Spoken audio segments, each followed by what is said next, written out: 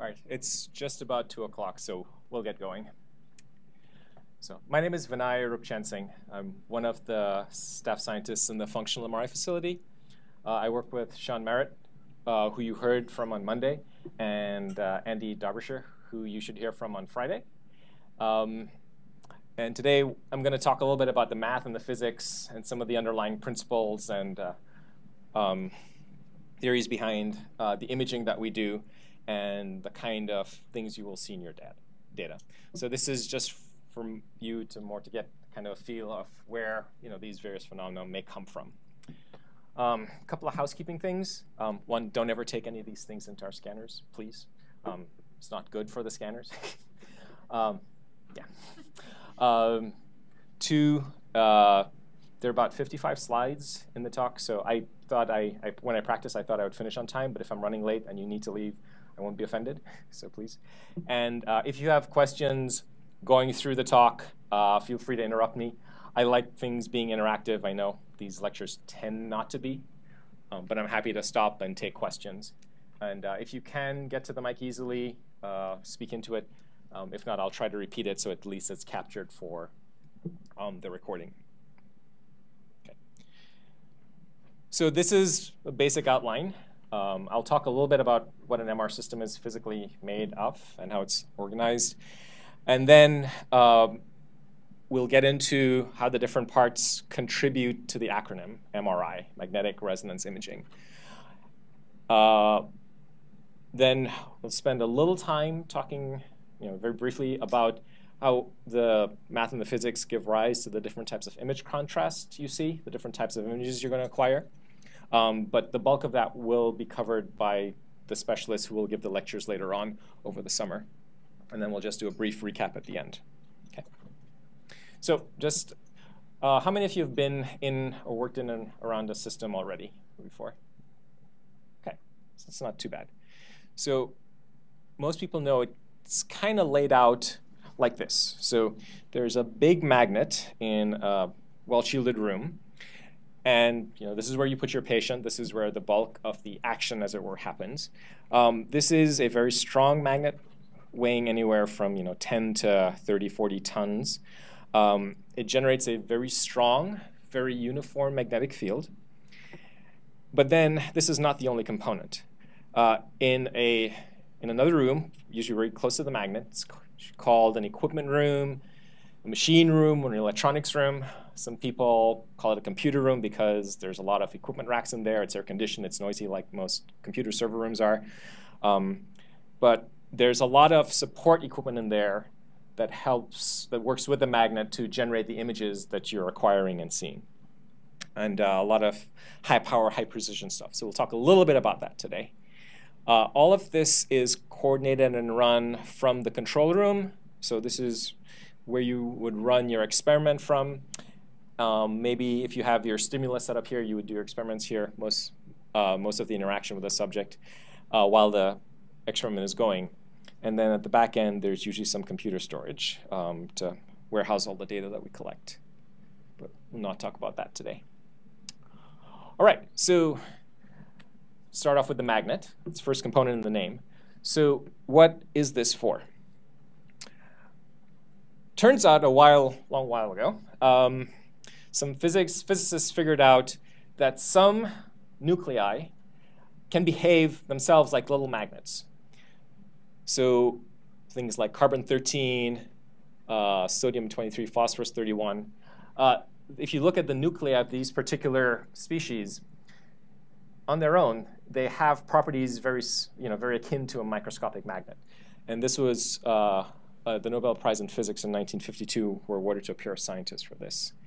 But besides this, who would like to hazard a guess as the one that we use the most in the imaging that we do? I mean, there's some work done with these species, but it's by far not the bulk of what's done, and there's usually not enough of these, in most cases, to do a robust experiment. So what's the atom or species that we look at with MR, most of the MR that we do today and in the clinic? Yes, absolutely correct. Protons. So this is because there's no shortage of these, and the water in your body, in the proteins, fat molecules. MR can see to some degree or be influenced by the protons in all these different pools. Okay. So us sitting in the room here, not experiencing a magnetic field, the little magnets in the protons are randomly aligned. Okay, it's Brownian motion, molecules tumbling all over. So in the natural state where we are here, as close to natural as we can get with this, these magnets have no particular alignment or orientation. It turns out if you expose them to a pretty strong magnetic field, you can start getting them to line up with the field. Okay? So you essentially start polarizing your sample. So you see to your left here, this is kind of the state where if you look at the protons in our bodies now, they would be in. Everything's kind of randomly aligned. There is no selected direction or orientation. Okay. To the right, now when you put on a big field, a big magnetic field, the little magnets themselves that the atoms have this property of start lining up with that field. Some of them are aligned in the same direction as the field, so they're parallel. A few of them are pointed in the exact opposite direction, so anti-parallel.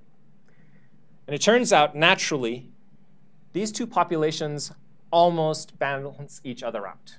So there's, if you look at the sum of everything, there's still almost no net magnetization.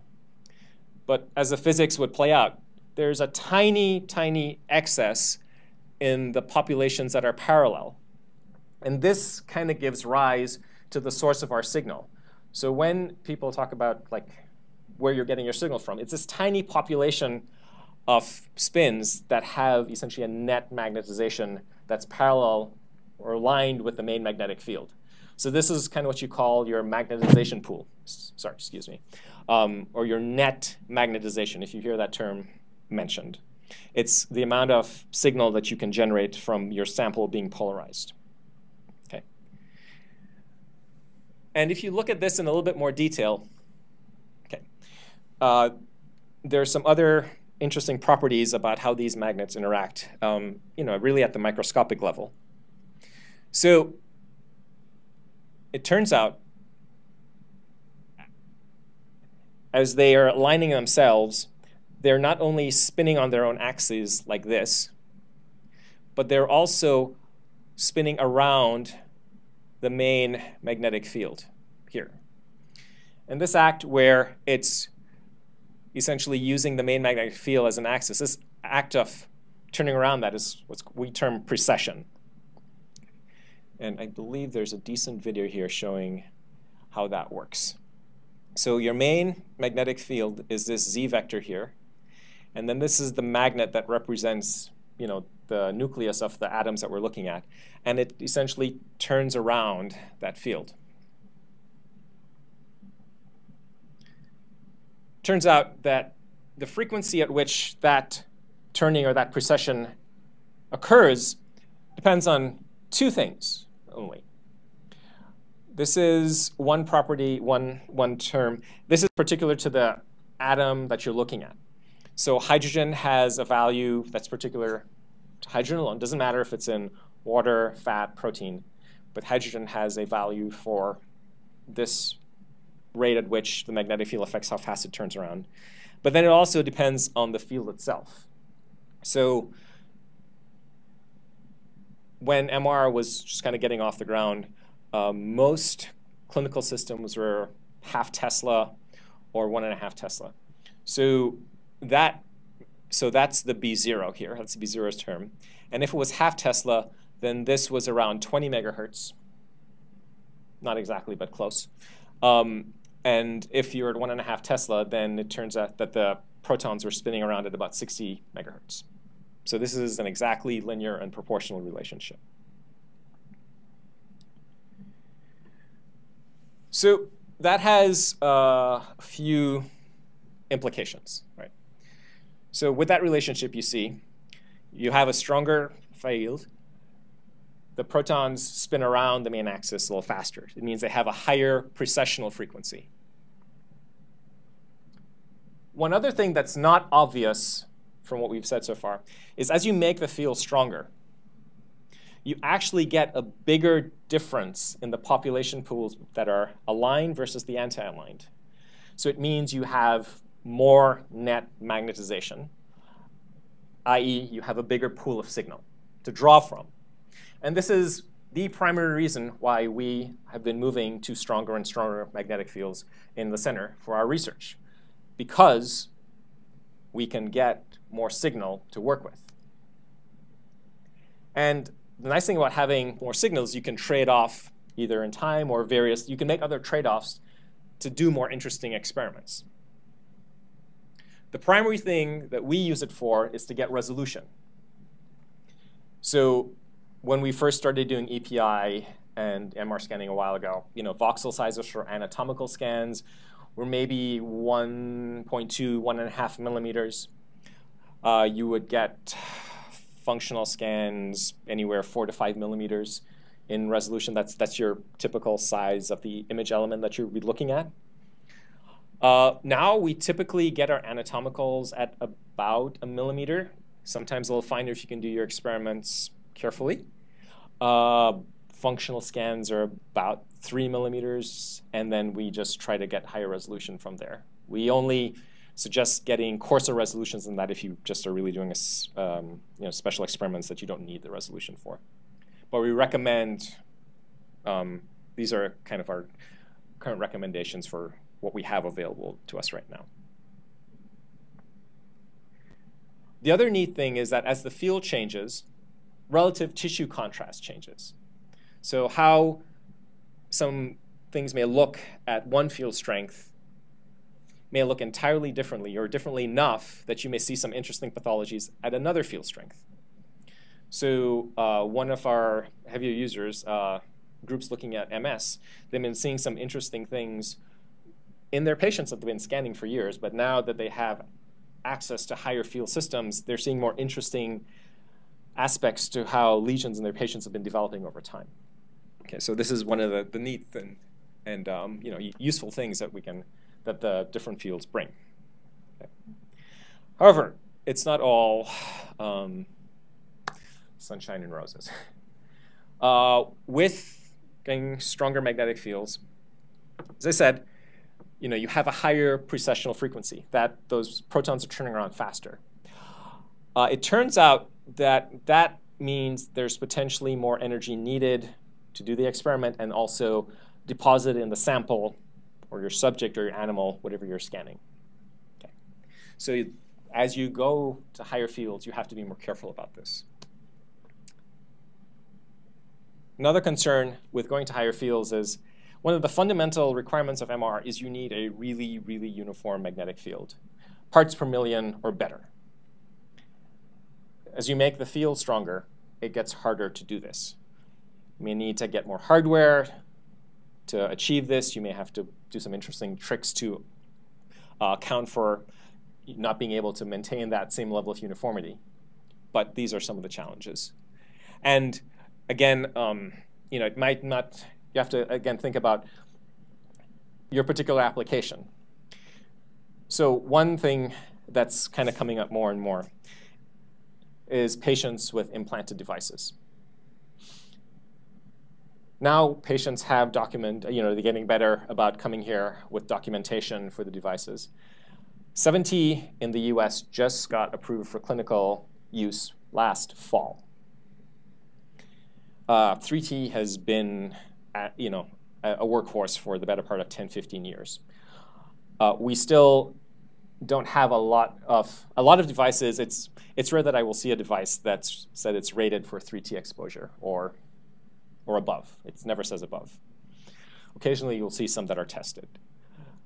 But most devices out there have documentations and ratings up to a 1.5 Tesla system, because that's what's been in the clinic forever, and then the associated system performance characteristics related to that. So if you're doing a population where you expect people to have implants or similar devices, maybe you don't want to use our higher field systems to scan them. So just things like that to consider. Any questions so far? Okay. So now we have a strong magnet, polarizes our sample, gives us a signal. Okay, so where does the resonance fit in? So it turns out you have this sample of polarized nuclei. But the basic physics says you can't see these samples when they're aligned with the main field. You need the main field to make that polarization happen. But in that state, you still can't detect it. So what you have to do is you have to take that population and pull them out of that parallel alignment. You have to make some component of that polarization, either some or all of it, perpendicular to the main field. And then you can detect it.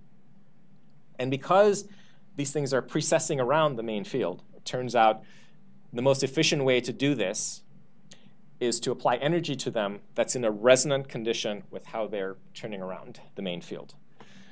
So the best analogy I've heard for this is, picture somebody pushing somebody else on a swing. Okay? As the person is swinging back and forth, when you get to the farthest back point, if you just push a little, they go a little further. And you do that a little bit every time, and you don't have to expend a lot of energy, and the person swinging can get pretty high on the swing. So that is the resonant condition, where the rate at which you're applying energy to the person swinging kind of matches their swing frequency. So this is essentially injecting energy into the system at the same rate that the protons are turning around that main field. But what happens if you push randomly? Like they're on the other end and you're pushing. You're not having any effect on how much they're swinging. So that's wasted energy on your part. You do that here, the energy will go into the subject. It won't be used to generate your signal. And it's going to essentially inject energy into the patient. Okay. So there are some cases where you want to do that. Most cases you don't. But in this case here, look at where the magnetization vector is and look where the RF is every time it gets like along the x-axis here. So you can see every time it's pointing along the x, you're at about that point on the wave. And this is how resonance works. You want to put energy into the system at the same rate that it's working. And this way, you can take something that was pointing parallel to the main field and essentially tip it perpendicular. And now in this state, you can detect it. You can see it. So that's where the resonance comes in. Okay. So this is kind of summarizing what I've been saying. You can't see things that are parallel. You can't see magnetization that is completely parallel to the main field. You need to make it perpendicular. You want to inject energy at the same rate that the system is vibrating, precessing. So that's where the resonance comes in. And remember, when I started off, one of the starting conditions for an MR experiment is a really nice, highly uniform magnetic field. So once you have that set up, everything that's kind of precessing in that sample is precessing at the same frequency, very similar. So it's not trivial to localize that under those conditions.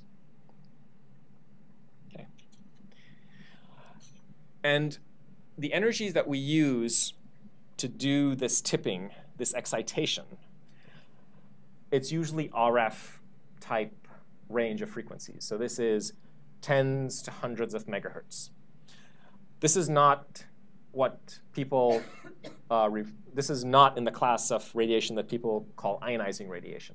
This is actually one of the nice things about MR, in that the energy that we use is non-ionizing. So there can be some local heating that happens if you're not careful. But by and large, if you're careful about your experiment and your subject is healthy, or their circulatory system is in generally good shape, you can dissipate energy at a reasonable enough rate to do most of the experiments that we do.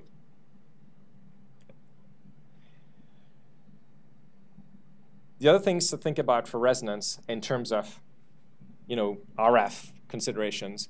So how much you tip that magnetization, that's one, that just by how much energy you apply. Like if you tip it fully away, like fully perpendicular, or if you just tip it partially, you can start generating different contrasts in the tissues that way. You can apply the same amount of energy, but you can just change the way you apply it. So you can essentially,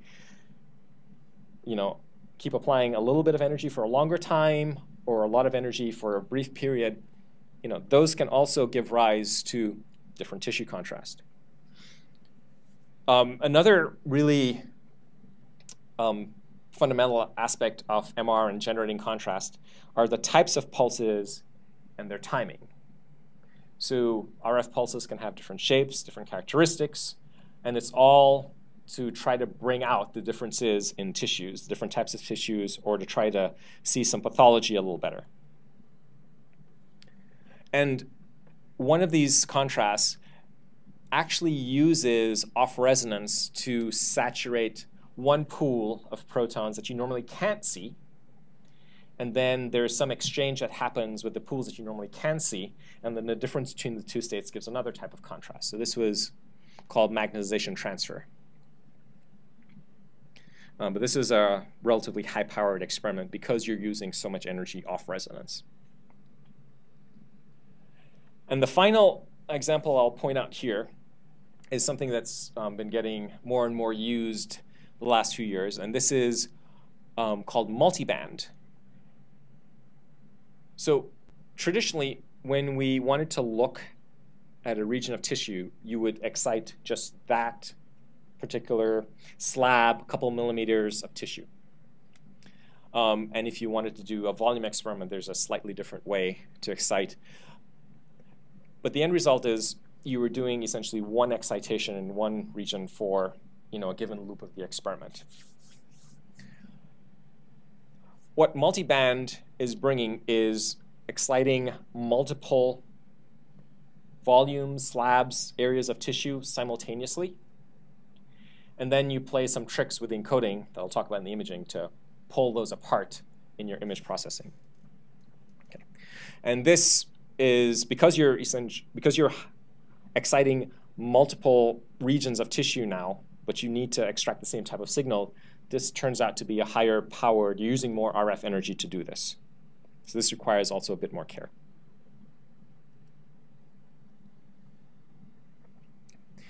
So then this brings us to the imaging portion of it. So we start off with a uniform magnetic field, and we're looking at protons on the water, so that's not too different there in terms of the MR physics. So this is not, I said, not a trivial problem to solve, to localize on its own. So how do you generate an image? Okay. So the most common way of doing this is you change that main magnetic field very, very slightly in a control fashion that you know. And the most common way of doing this is making the field vary in a controlled way linearly over any of the three cardinal axes, so x, y, and z. Most commonly, in a magnet, the patient is laying prone, head first into the magnet. Z is the axis from their head to their feet. X is their shoulders right to left, and Y will be from their front to back, or the AP direction. Okay, so these are the three primary directions in which we can distort the field to, in a known way, so that now we can start applying some localization to the signals that are in the different regions. So think of it like this. So we have our main magnet out here, this big cylinder on the outside. And most magnets are designed so there is a ball at the center, it's about 50 to 60 centimeters in diameter. That's the actual field of the system. So a 7 Tesla system is only 7 Tesla in this ball right at the center. Same for a 3 Tesla. And in that ball, the field is pretty uniform. It's at parts per million or better. So if you have a proton that's precessing up here, it's precessing at the same frequency as one would be down here. So it's not trivial to tell them apart. However, if you apply a current to what's the gradient system on the scanner, you can change the field in a linear fashion. So at the top here, the field is a little bit bigger. So it means the protons up here are going to be precessing a little bit faster than down here, where the field's a little bit smaller. Okay. This arrows, the size of these arrows are not a true representation of the scale, because the main field is usually in tens of thousands of Gauss. And these variations are usually single-digit Gauss. Okay, so that's a factor of 10,000. But it's enough. The difference in frequency between what happens here and what happens here under these conditions is enough for modern electronics to be able to tell those apart and take them apart. So those controlled distortions to the main field, which we know because we applied them and we want to use them for encoding, they create different frequencies in which the protons vibrate at one end of the sample versus the other. So this equation, where before we had a constant uniform magnetic field, and we had constant precessional frequencies throughout our sample, actually now looks like this. Because now our field is varying a little bit over space. So now our frequencies have to vary the same spatial relationship. And then that can be further broken down into this form, where we have the main strong magnetic field, and we call that B0. And then we have these smaller controlled, imposed variations on that field. And these are our gradient fields. I said, I have X up here, but these can be in any of the 3 cardinal axes.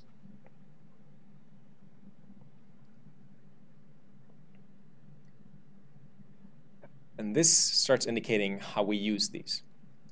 So looking at applying a gradient along the patient's head-to-foot axis, you can see towards their feet, the gradient increases the field here. So omega 1 is a little bit bigger than omega 2, and a little bit bigger than omega 3. So to excite the protons in this lab, you would apply an RF pulse that matches the precessional frequency here of omega 1. And things aren't super perfect, but if you have good enough pulses and you do your experiment carefully, the bleed-in signal from surroundings is minimal. It's usually less, well under 3 to 5%. So the signal that you're getting is from this lab. Question? Okay.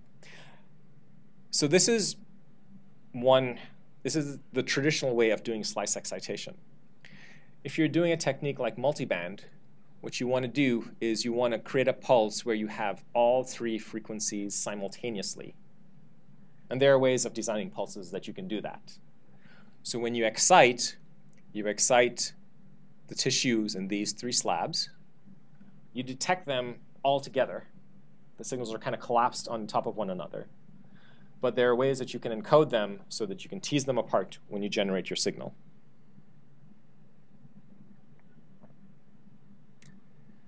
And when you start doing encoding like this, where you start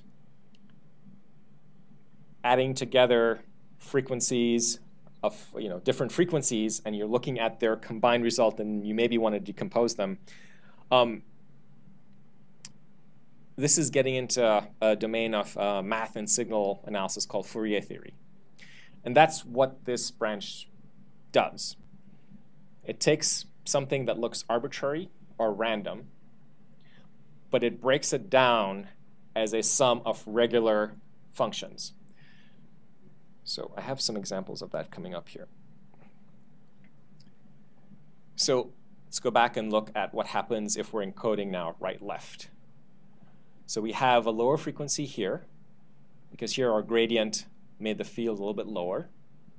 So here our protons are precessing a little bit slower. Whereas on this side, because the field is higher, protons are precessing a little bit faster.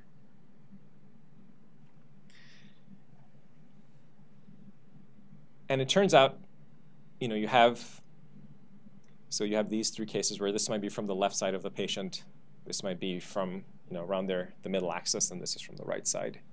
You add these up, you're detecting all of these together simultaneously. You get something that looks like this. Okay. And this is what we detect. So the signal that comes back from the subject is actually something that looks kind of like this. It's a mixture of all these different frequencies wrapped up together. Well, with Fourier theory, we know what frequencies we encoded at each point. So if we know that and we use Fourier theory, we can essentially extract, okay, the C frequency, the slowest one, the lowest frequency here, this had the lowest amplitude. This is an unfortunate example because the amplitudes here go with the frequency, like how fast they vary. That's usually not always the case. But here, waveform B has intermediate energy between these two, and that's what we see here when we pull out essentially the amplitude of this component in this signal. And then component A, which is the fastest varying, that has the highest amplitude. See this amplitude here, the peak to peak is the largest of these three waveforms. So the amplitude that you measure here from your Fourier decomposition should match essentially the strength of the signal that you're getting from each of the different areas. Hi, yes? What component of the machine actually does the measuring of that signal? So there's a question on what component actually measures this. So there are coils that will detect this fluctuating signal here. So when you set up your subject, we do a lot of brain imaging, and we normally have the subjects lay on the scanner table, and then they slide into a head coil. So that coil has elements that will actually pick up these signals. Okay. And then almost immediately after that, they get digitized. And then they start getting worked on and processed. Okay. So what we're doing with the MR encoding process is we're essentially trying to impose variation in space on how our protons are rotating, precessing. We're creating a bunch of different frequencies that are spatially varying. We're summing all of these up, and then we're using some math and signal processing to essentially recover their location information.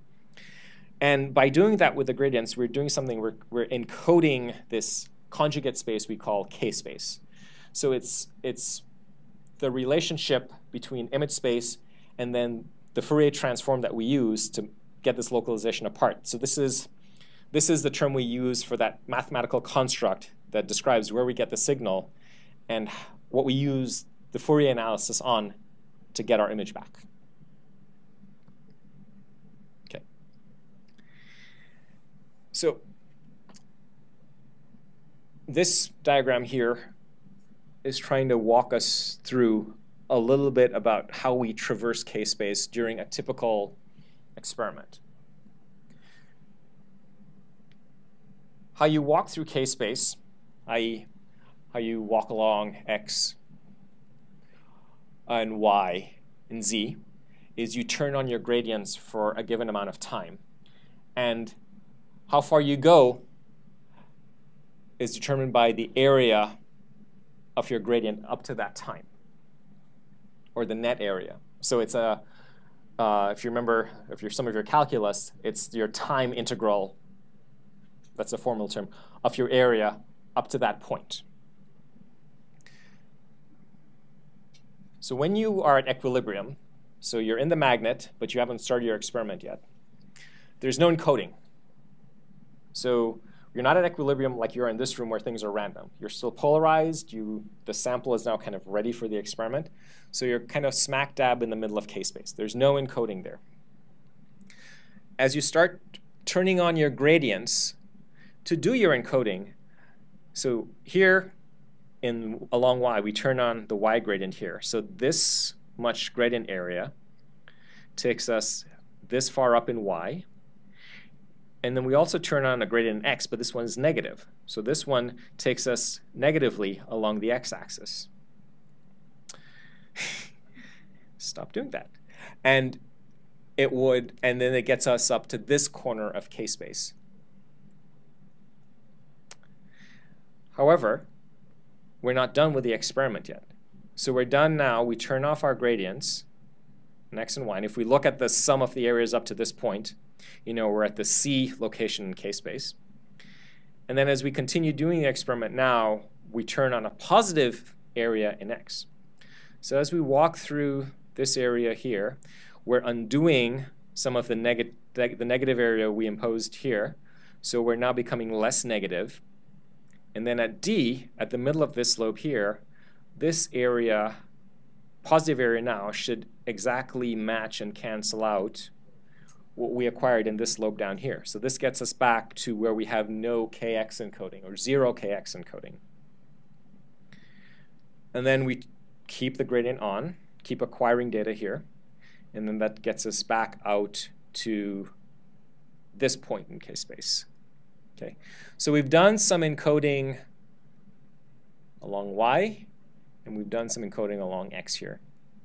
And this is what we typically do for a two-dimensional experiment. We encode along 2 of the 3 spatial axes. You can extend this. The math is trivially extended to 3 dimensions where you can do this experiment in 3D. There's just not as good a physical intuition for that I find, even after all this time, to grasp that. Okay. So all of that happens with just one RF pulse? Yes. Yeah. So the question was about if all that happens with a single pulse. And yes, because with the modern systems, you can do a lot in 50, 60 milliseconds. So, and at 3 Tesla, that's still where you have detectable signal. Okay. So if you look at, and by the way, for most of these, for everything, all the pictures and diagrams that I've gotten from other places, I've included the references. So these will be in the PDF that will be uploaded. So you can always go back and track these down and find them if you want to dig in a little bit more. So if you want to get a little bit more intuition about what encoding in k-space along x or y means, this is one of the better diagrams I've seen in the Hutel functional magnetic resonance imaging book. So their k-space, they have 3 points that they're going to plot out what they look like. This B1 point here is represented by this diagram here.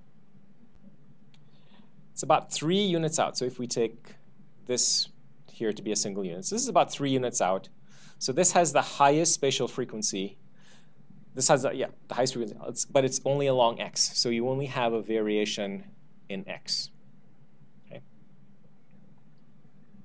Conversely, B2 is only along y, and it's not as far out. So it's varying in y, but because it's at a lower spatial frequency, it's not varying as quickly across space as this does, as this function is here.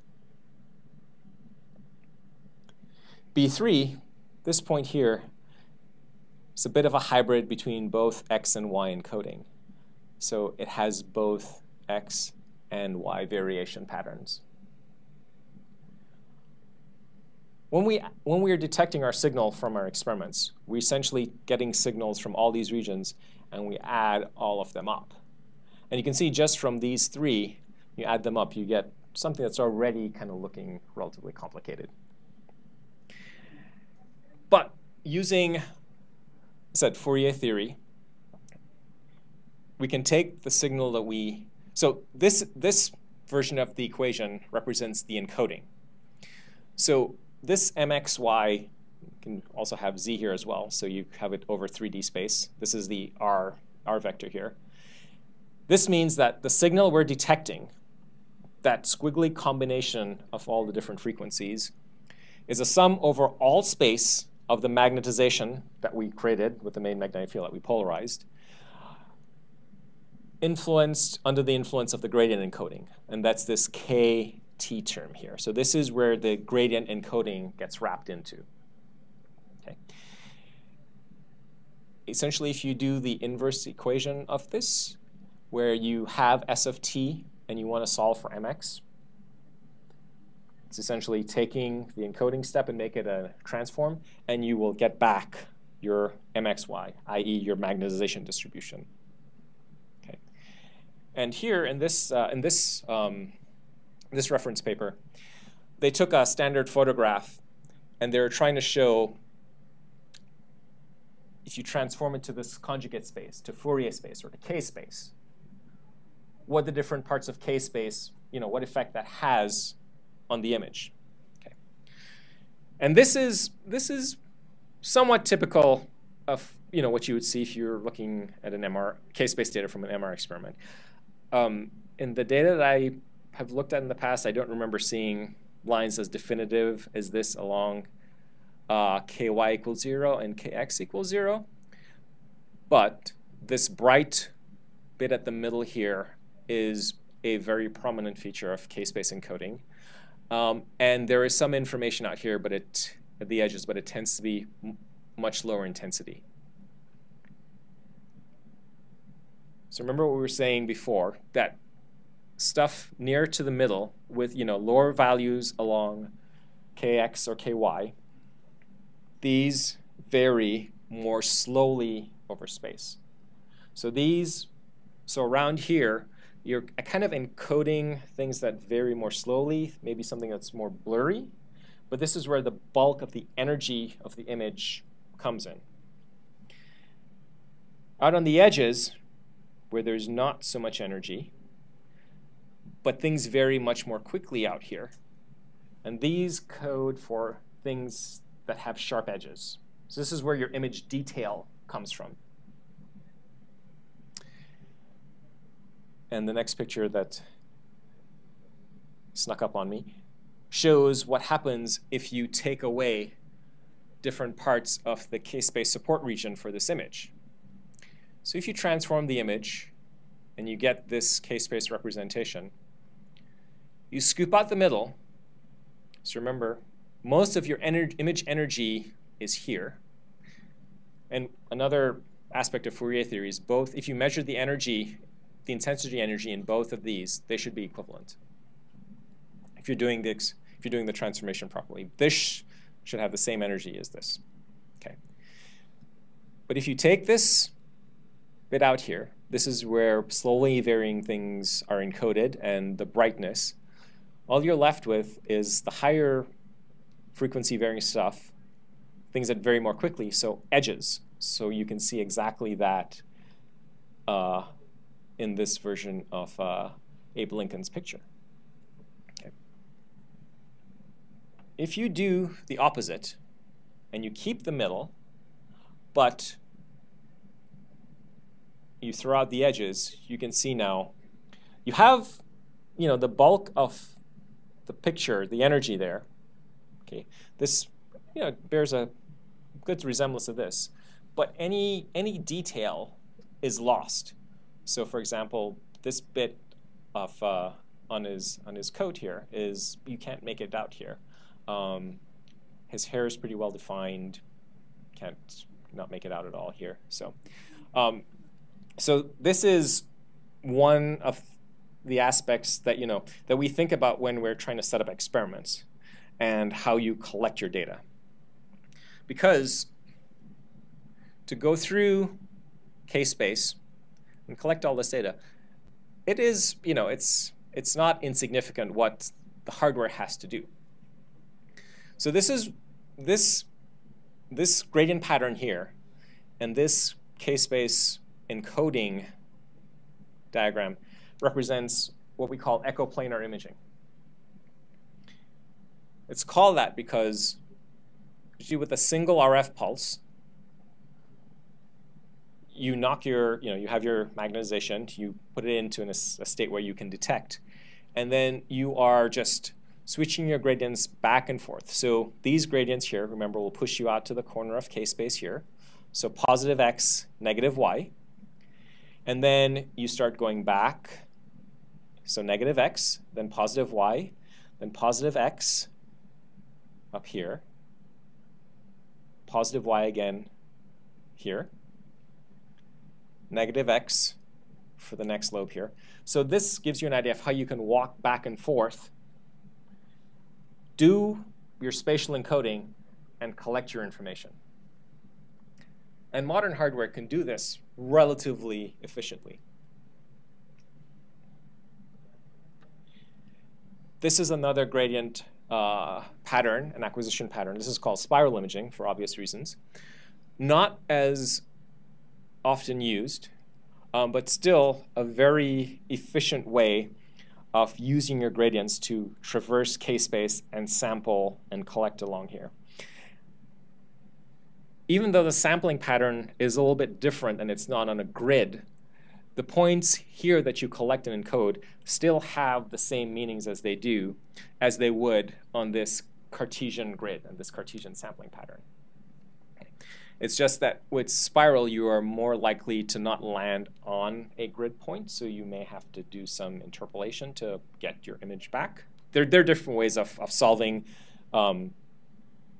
this problem to get an image back, but it still all boils down to doing a Fourier encoding and transform. Yes? Is there an appropriate use situation for spiral versus the CPI? Question was, is there an appropriate case? I found that it boils down a lot to what groups have been familiar with and what they're accustomed to working with and data that they're processing. These two different encoding schemes, the artifacts and images actually manifest themselves very, very differently. For EPI, image artifacts tend to result mostly in distortion, whereas the same artifacts in spiral will tend to result in blurring. That's like the most common basic difference. And if you have expertise in either fixing the artifacts with spiral, then you work that way, whereas most of us have experience with EPI and we are familiar with it, so we lean that way. But in terms of RF load gradient performance, they're about equivalent. This may be slightly more demanding because both of these are playing at fairly high amplitudes simultaneously, where with EPI, you're just playing one gradient max to max, and the second gradient is pulsing. This is not as demanding on this gradient here, whereas you can see here, both of these terms are stressed equally. Yes? Would that actually change the amount of noise? Yes, the question was amount of noise. Yes, it most certainly can. And if not, it will change the characteristics of the noise.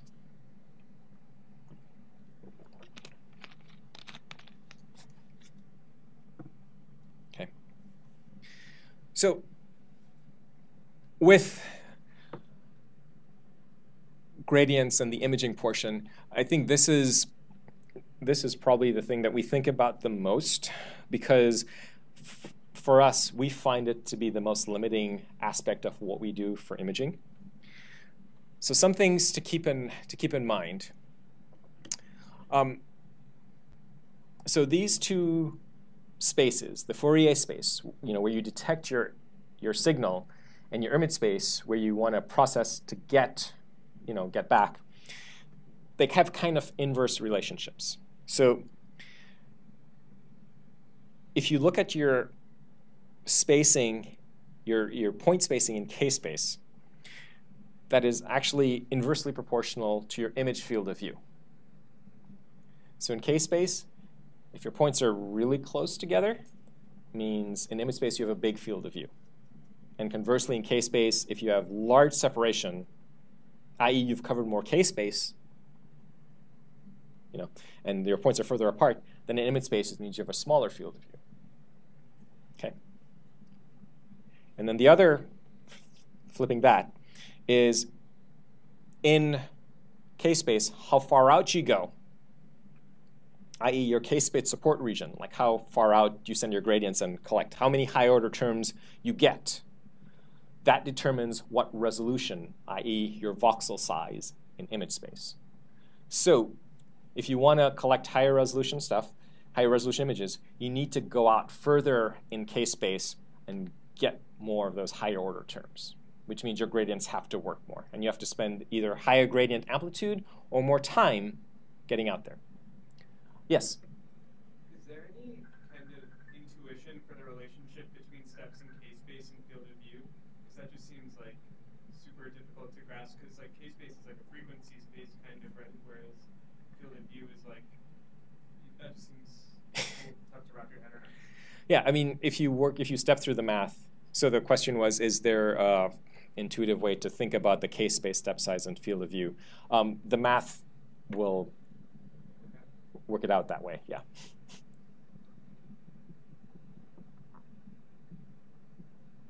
Okay. So if you want to acquire K-space, you need gradients with high amplitude and gradients that can switch quickly. And if you've worked with anything high performance, usually fast and strong are two things that usually do not go together. And that's still the case here. So if you want things to change amplitude from one state completely to its polar opposite state, maximal amplitude, it can do that if it has enough time. But if you want to do it quickly, then you can run into issues, equipment limits. We find now that actually the thing that limits us most is the limit imposed for gradient switching. So the FDA limit for clinical scanning is listed as 200 millitesla per meter per millisecond. So this tells you how fast you can essentially go, switch your gradients to get from, the gradients here, positive max down here to negative max. Okay. I can personally attest that even if you're well below this threshold, you can feel it, and it is not comfortable. So this is pretty much a limit on every clinical system that's out there today. They're not tuned for doing echoplanar EPI because of this limit. Hardware, I feel that most hardware now can go beyond this if it's allowed to, but you would run into patient comfort issues. How did you experience it? Like skin tingling or vestibular stuff, or how did you experience discomfort? A question was asked about experiencing the discomfort. I usually feel a pretty strong nerve or muscle twitch. It varies on that subject's particular physiology. The phenomenon happens because a significant portion of our body, like muscle fibers and nerve fibers, are long, electrically conductive tissues. And what happens is you switch a magnetic field very quickly, and these conductive pieces of tissue are exposed to a switching magnetic field. But this is exactly how a generator works. You have a coil of wire in a changing magnetic field, and as the wire experiences changing magnetic fields, a current gets induced in it. It's the same thing is happening here in your nerve or muscle fiber. as the field is changing, you can induce currents. I don't know that this is dangerous. I've not heard of anybody being physically hurt from this, but it is not comfortable. So one way of getting around this is using a particular type of gradient system where you don't have these large switching limits that you expose the patient to. And how that works, remember I said we have a pretty large support region at the center of the magnets, about 50 to 60 centimeters. And this is good enough to do most body imaging. Okay. If you're imaging brains, you don't need actually anything this big. You need something about 25 centimeters max. And what you can do is you can actually design your gradient system to just create fields over a much smaller support region. So you can see here, this amplitude of this lower down here is not as big as further out. So by just focusing on a smaller support region, you can potentially switch a little faster and maybe overcome these limits. So we're actually going to be working with a couple institutes to try to get one of these in-house, hopefully, at some point in the future. All right, that was a fair amount. Do you have any questions about that? The imaging portion was a bit dense, but... Question. So Sure. You said it's harder to maintain E0 at higher Tesla. Is it at least 7 Tesla at a smaller region inside the core, like homogeneous there, or is it just harder to maintain? The question was maintaining a uniform magnetic field at higher fields, at 7 Tesla in particular. So all systems, as delivered, they have a specified support region where the field has a defined uniformity in that sphere.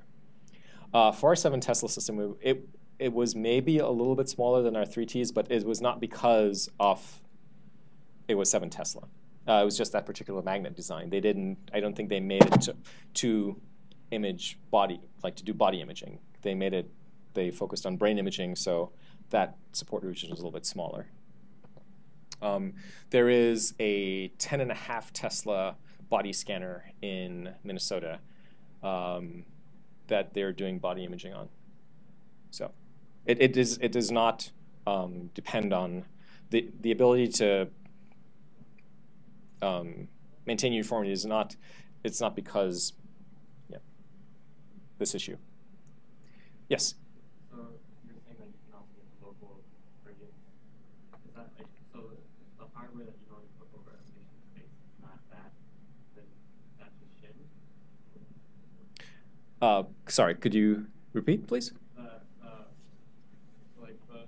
you're saying that like we don't actually have the local gradient printed here. So the hardware that you normally put over a patient's face, what is that then? Is that shim? So the question was, what is the hardware that's normally put over the patients if that's not a gradient coil, a local gradient coil? So that is the RF coils that we use to detect the signal. So most people are doing brain imaging, so they're using local head coils. Okay. All right, so it's almost 3 o'clock, and I have about 10 more slides, but I won't be offended if you don't want to finish up. So I'll walk through quickly just some basic types of image contrast that you see and where these come from. So this type of image here, this is very typical of what you'd get for some of your structural scans. This is probably the most common type of image that we get, that we acquire, that our users acquire for structural scans. With this scan, you can see the CSF is nulled out, and then the way it's done, as the magnetization is essentially returning to an equilibrium state, you then image the gray and white matter at a point where there's no net signal from the CSF. And in this case, it's based on recovery to that equilibrium state of magnetization. And tissues where you return faster to that equilibrium state, i.e. where you have a shorter T1, so that is the tissue characteristic that defines after you've been excited out of equilibrium, returning to that equilibrium state parallel to the main field. So that tissue character is called T1. And in this type of scan, where you have shorter T1, it means you can return more quickly and you get a brighter signal when you excite to detect this. Okay, so that's white matter here, having a shorter T1 than gray matter. Okay. Another common type of scan, of image structural scan that you acquire will be a T2 scan. In this case, you're not looking so much at how the magnetization is returning to equilibrium. You're looking at the signal that you flip down and how long that can stay coherent. Because what tends to happen is when you excite, there is some variation throughout the tissue, and that signal gets tipped over will disperse relatively quickly. But in this case, in CSF, it can maintain that coherence a little bit longer. So this has the longest T2. Next seems to be gray matter. So this is a little bit darker than here, but it's still relatively bright compared to the white matter. So this has the intermediate T2, and then it looks like, at least with these parameters here, that white matter had the shortest T2. Okay. And then there's another type of T2-based imaging where you can do the fluid suppression, but the image characteristics are inherently different from the T1 image that I showed earlier. So this is a flare image. And the radiologists really like to look at these because tissue lesions tend to pop out in this type of image. And then I'll talk a little bit about bold imaging because that's a lot of what we do. So this is a schematic representation of the cylinder represents a cross-section of a capillary, and then the space around it is the tissue around the capillary. And this is in a state where the brain is kind of not doing anything. A region of the brain that's not active, that's maybe resting. There is some amount of deoxyhemoglobin in the capillary, in the blood vessel. And because the hemoglobin does not have oxygen attached to it, the exposed iron moiety will kind of concentrate the magnetic field in the blood vessel. So with the field lines closer in here, it means that the magnetic field in this area is a little bit stronger than what's outside in the surrounding support tissue. Okay. But this region is small enough, so there's going to be tens, hundreds, thousands of these in a single voxel that you're imaging, okay, with all complicated geometries. So if protons in here are precessing at one frequency that's higher than what's outside here, you can imagine these get out of sync pretty quickly. So by the time you can detect it, the signal is somewhat suppressed. Well, it turns out nature had a wonderful gift for us. And when that particular brain region becomes active, now, you would think it would use more oxygen and more nutrients, and the signal will go down because it's extracting more oxygen from the blood, and there would be more deoxyhemoglobin. So it would concentrate the field even further. But it turns out that the biology underlying how the brain works calls in an oversupply of oxygen and nutrients. So the net result is that when the brain becomes active, there is less deoxyhemoglobin in the blood vessel. So then the field in the blood vessel starts to better match what's outside in the tissue, and they maintain coherence for a longer period. So this is why now, when the brain becomes active, the signal that we can measure with MRI and EPI actually goes up. And if you look at the time course of an fMRI experiment, which I hope you will have the chance to do. Every point here represents a volume that you've acquired for this scan. In cases where there are times where the brain is not working and you have more deoxyhemoglobin here and you have more dephasing, so the signal is depressed. As that area of the brain starts working and starts calling in more blood and more nutrients, oxygen is oversupplied. So deoxyhemoglobin drops, oxyhemoglobin goes up, so things are more homogeneous in the voxel, and the signal goes up and maintain more coherence. And the maps that you see for functional brain activity are some modeling to try to figure out how well this time series matches the ideal shape of your experiment. Okay. So it's maps like these.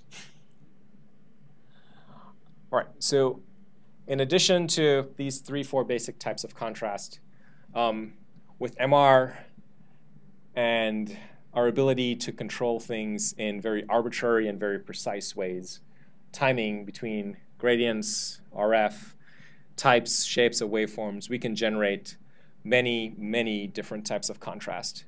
So some of the more prominent ones here I've just shown bold. I showed an example of a flare image. I talked a little bit about magnetization transfer.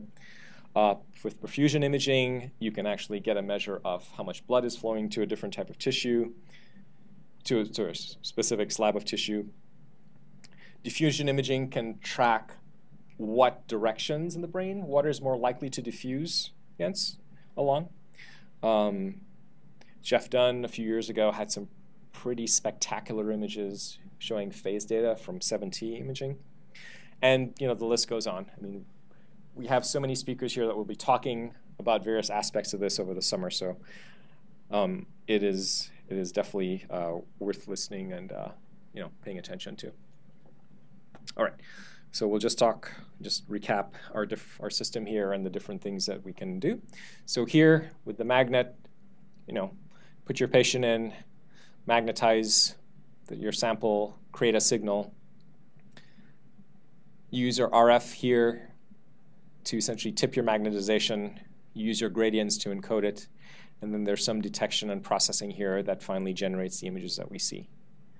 Like I said, this is a very broad, very kind of hand-waving overview, but hopefully over the summer we'll get a bit more comfortable and familiar with all these the different aspects of this. All right, thank you.